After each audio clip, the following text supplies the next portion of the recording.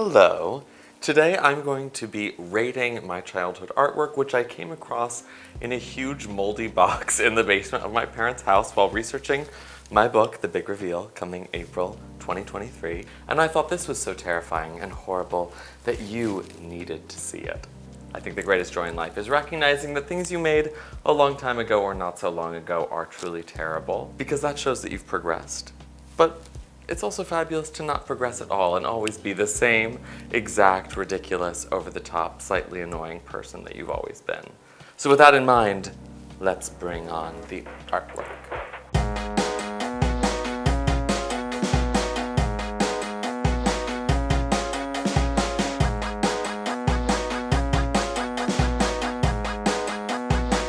The first one is a drawing from kindergarten.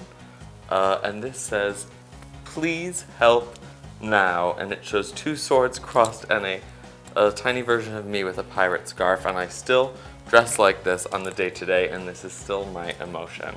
I'm going to give this a 4 out of 10, not just for the atrocious spelling, but also because this person clearly needs help.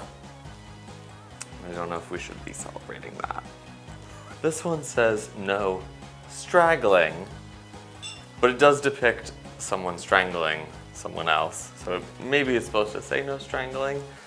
And this is either a yellow line saying don't do this, or it's a road, and this represents the infinite kind of horror of being alive, of relationships, of interacting with other people.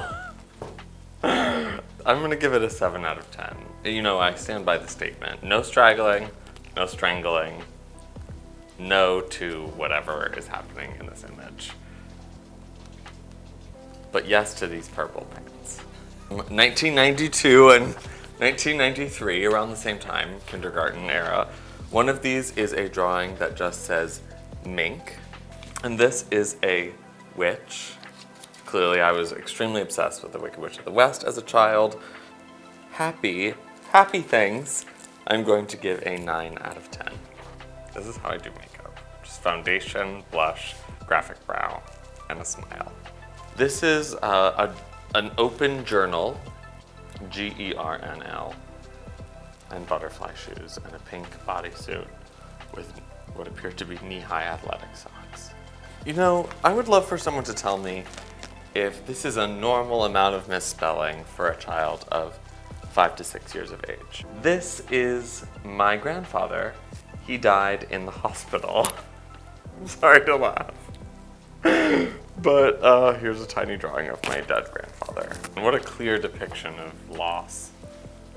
But yeah, I gave pretty regular updates in this. I was getting new shoes, you know. My grandma came to my house. Well, that makes sense. Her husband had died. There she is on a pull-out couch.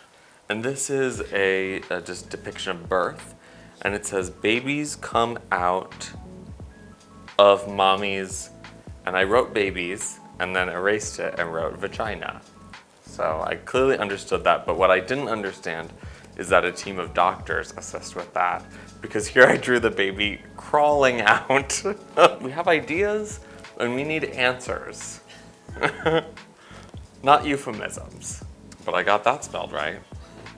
So I'm gonna give this a 2 out of 10 for the lack of clear science, and for the kind of repetitive use of this bottom corner of the page in the art. Like at first I was into it, and now I'm thinking like maybe use the whole page. This is a drawing of the first time I went to New York and saw a Broadway show. I went to see How to Succeed in Business Without Really Trying in 1996. This is a drawing of Lillias White's performance of The Brotherhood of Man. This is like exactly what the Broadway show looked like. So I'm gonna give myself an 11 out of 10 for choosing such an iconic moment, getting her costume and the set so correctly, and understanding at such an early age that the most important part of any show is the moment when the diva is surrounded by men worshiping her. And it made quite an impression. This is from the same day. Oh, wow. You were inspired. Oh, prolific day. This is me flushing a toilet Marcel Duchamp better move over. This is modern art here at its finest.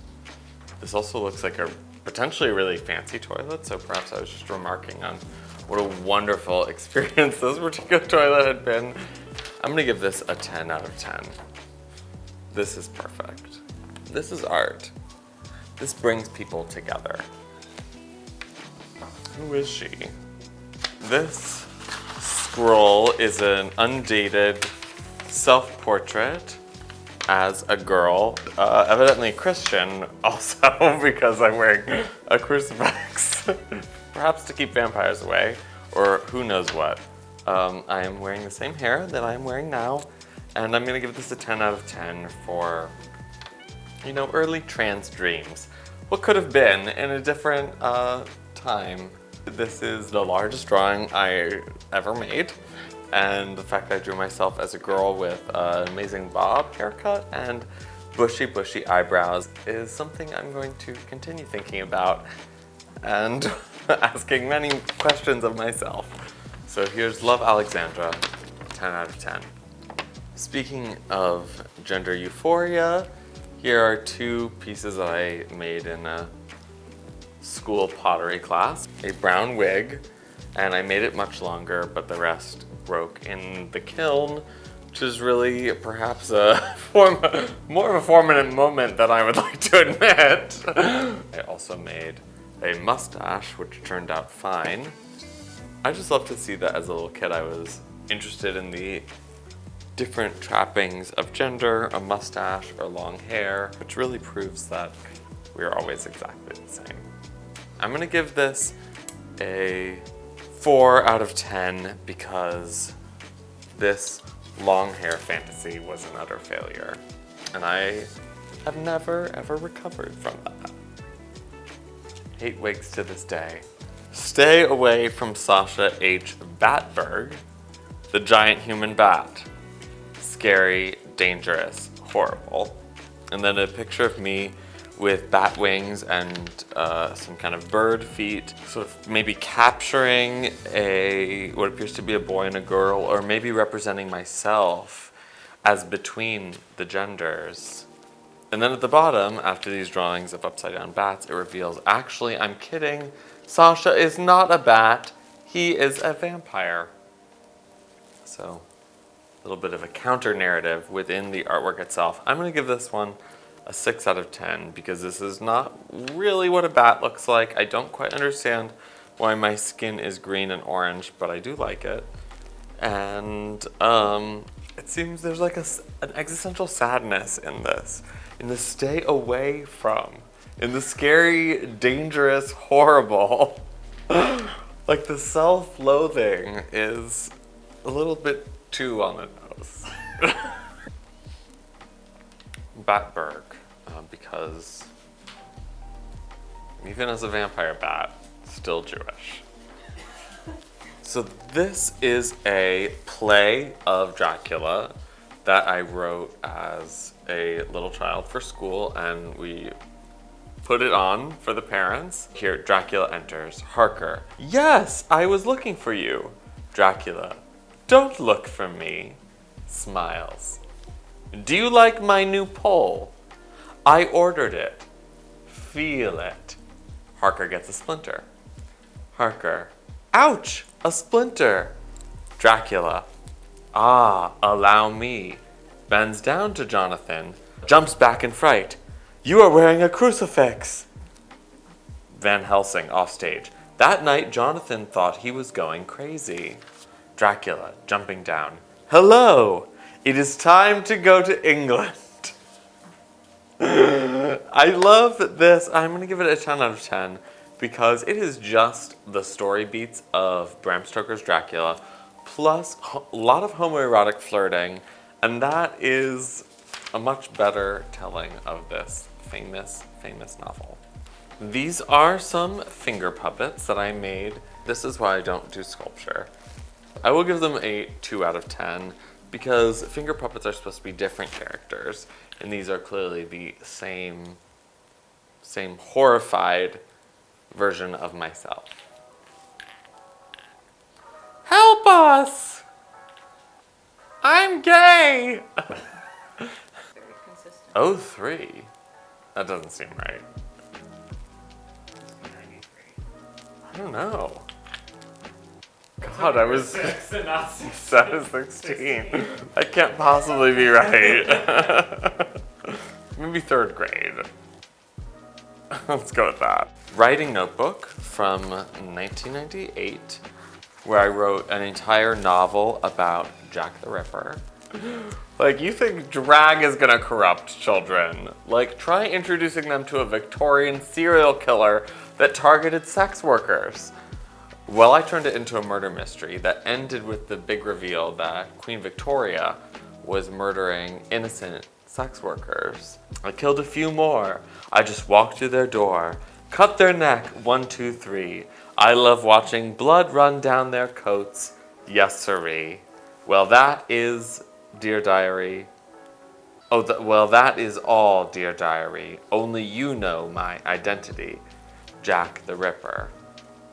And instead of giving this child psychological support, they gave me a writing award.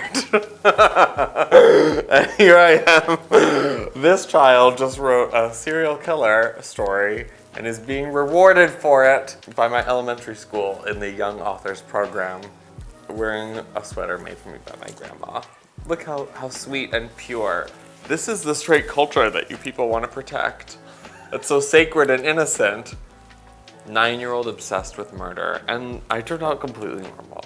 I'm going to give this a 9 out of 10, near perfection. Make sure to check out my most recent book, The Big Reveal, coming April 2023. Pre-order now.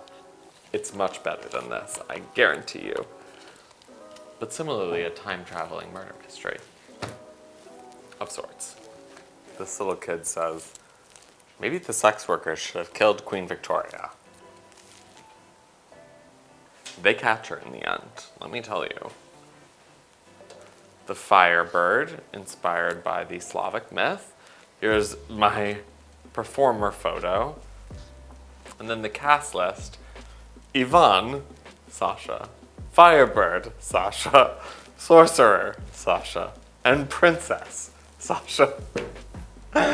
This is what the program for Smoke and Mirrors looks like. The gender fluidity was there all along. No shame in playing the role of the princess, the bird, the magician, and the young man. To this day, I think those are some of the roles that I do the best.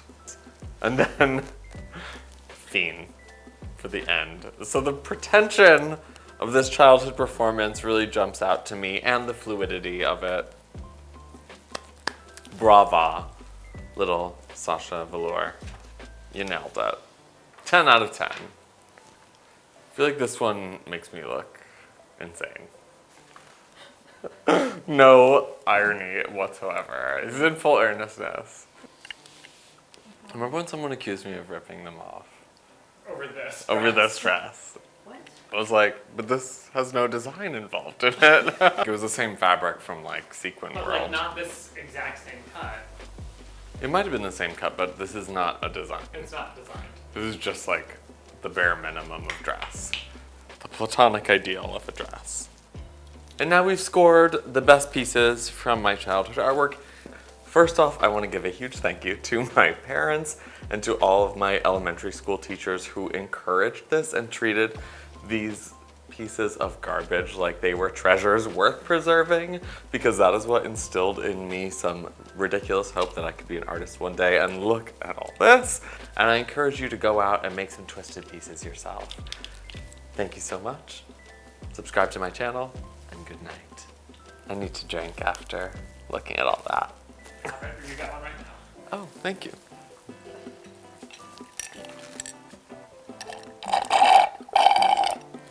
There's a lot to reflect on, really.